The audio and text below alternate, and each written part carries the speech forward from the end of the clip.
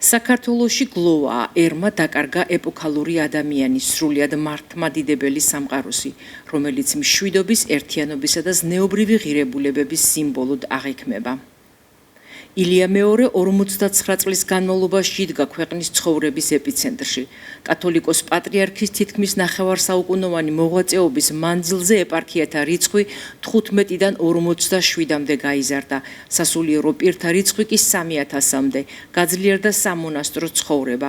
ილია მეორე მრავალი მუსიკალური ნაწარმოების გალობის, ასევე 20-მდე ხატის ავტორია. ილია მეორე 93 წლის ასაკში 17 მარტს გვიანღამით გარდაიცვალა.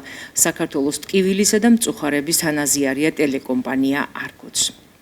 საქართველოს ტკივილია კი არა მარტო საქართველოსი, მთელი მართლმადიდებლური სამყაროს ტკივილია და ძალიან დიდი დანაკლისია ჩვენთვის.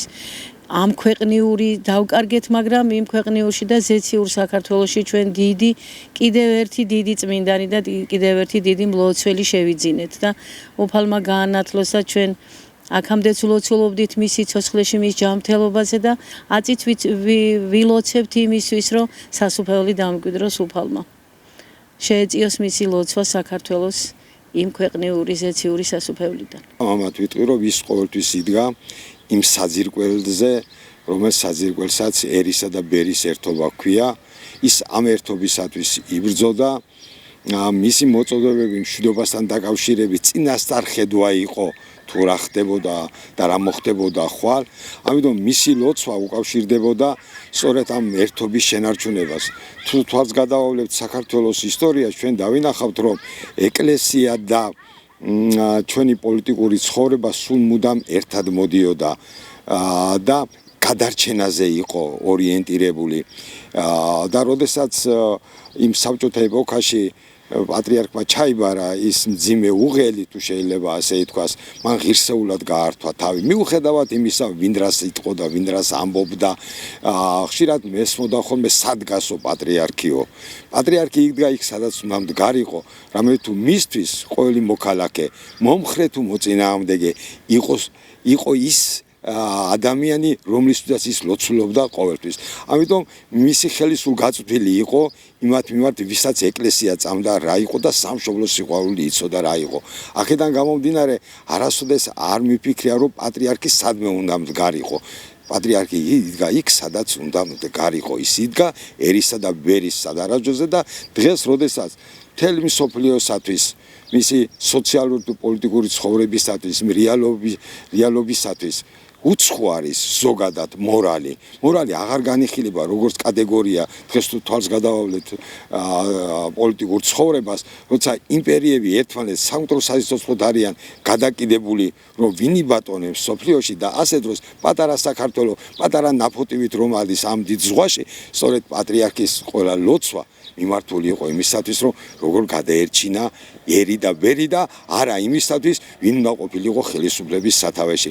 მე მჯერა, რომ მისი ლოცვა კიდევ დიდხანს წარადგება ჩვენ საქართველოს. მე არ მახსენდება ყოველ შემთხვევაში ჩემს ცხოვრებაში პერიოდი, რომელიც არ უკავშირდება ჩვენს პატრიარქს, იმიტომ რომ ჩემი სტუდენტობის პერიოდი დაემთხვა ზუსტად ეროვნულ გამათავისუფლებელი მოძრაობის აღმავლობა საქართველოში. ძალიან აქტიურად ვიყავით ჩართული ჩვენ და მახსოვს ის პერიოდი, როცა პირველი ნათლული მოვნათლე ანჩისხატის ტაძარში 13 დეკემბერს და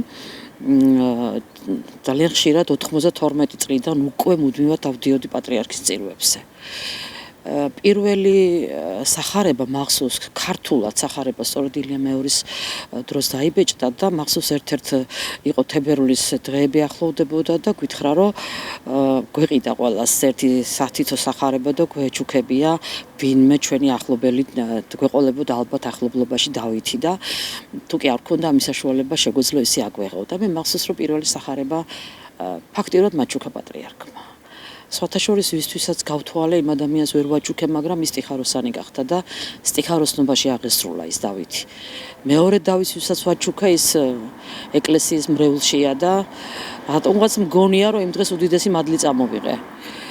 მუდმივად ვიყავით პატრიარქის წირვაზე, მერე უკვე არჩილ მინდიაშვილთან და ეს პერიოდი მახსენდება ალბათ ყველაზე ულამაზეს პერიოდად და განსაკუთრებული დამოკიდებულება მქონდა, იმიტომ რომ ერთ დღეს ვიყავით დაბადებულები და ვიცოდი რომ 4 იანვარს რაღაც განსაკუთრ ასე ამბობდნენ და მე მჯეროდა. ალბათ იმიტომ რომ მინდოდა დამეჯერებია რომ პატრიარქი განსაკუთრებულად ლოცულობდა ამ დღეს დაბადებულ ადამიანებზე და ის იყო ყველას მამა. მე ძალიან განვიცდი რომ ამ მხოლოდ ერთადერთხელ თქვა დავიღალე, მოდი ჩემთან უფალო და შემიძლია ვთქვა რომ იცით რა ჩვენ ვიტიროთ ჩვენი თავი. პატრიარქი არის ძალიან დიდი ადამიანი, არის და იქნება ყოველთვის და მან შემიძლია ვთქვა რომ დაისვენა. თუმცა მე მაქვს შეგრძნება რომ უფრო მეტად ახლოს იქნება ჩვენთან ვიდრე ვინმე წარმოუდგენია. მაქვს შეგრძნება რომ დავკარგე ჩემი მშობელი მეორედ.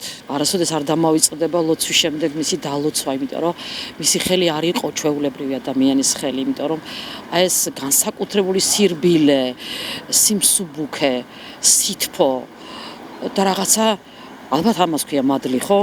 მოყვება და სულ მახსოვს. მე არ მაქვს ახლა ისეთი ემოციური განცდა, რა გვეშველება. პირიქით, ახლა სხვანაირი სიმშვიდე მოვიდა, იმიტომ რომ რაღაც ეპოქა დამთავრდა, იწყება რაღაც ახალი.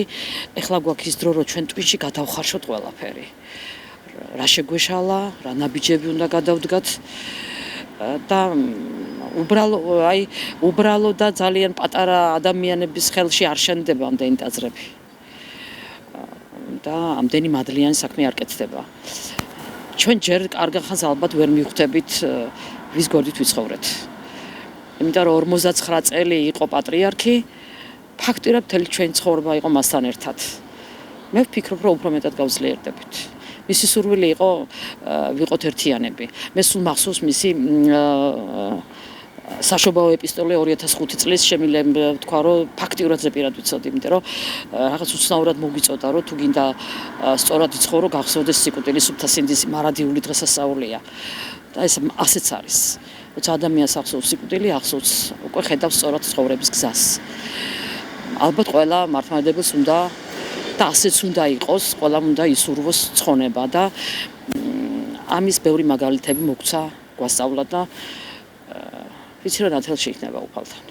მე ვუსამძიმრებ სრულიად საქართველოს, იმიტომ რომ ძალიან რთული დღე გქონდა გუშინ, რთულ დღეებს გავდივართ ახლა, მაგრამ ვისურვებდი რომ აი როგორც მერაბ კოსტავა გვეტყოდა ხოლმე მტერი ისეთ განსაცდელს მოგვივლეთ ერთმანეთს ვეცებდეთ ხელების ცეცებით. ეხლა რაღაცნაირად ჭირესუფლებმა დავიწყეთ ხელების ჩაკიდება და მე მინდა რომ ეს ჯაჭვი არ გაწდეს.